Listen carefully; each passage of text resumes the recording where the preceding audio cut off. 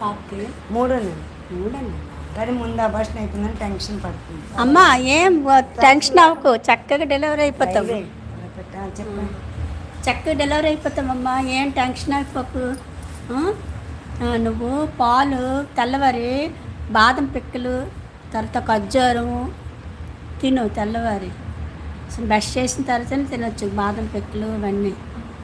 నానబెట్టుకొని తీసుకో, పాలు తీసుకో. పాలు తీసుకుంటే చక్కగా తెల్లగా పుడతాడు. కుంకుమ పువ్వు యాస నలుపు వచ్చేస్తుంది. కానీ నువ్వు చెప్పు ఏది చెప్పు ఎలా ఉంటే ఆరోగ్యంగా ఉంటే చెప్పు.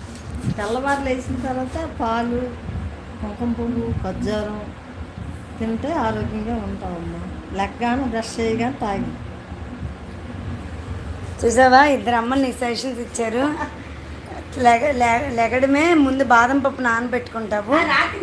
అదే రాత్రి బాదం పప్పు నానబెట్టుకొని తెల్లవారు లేసి అది ఒలుచుకొని ఆ బాదం పప్పు తింటావు, ఖర్జూరం తింటావు, ఇదేంటి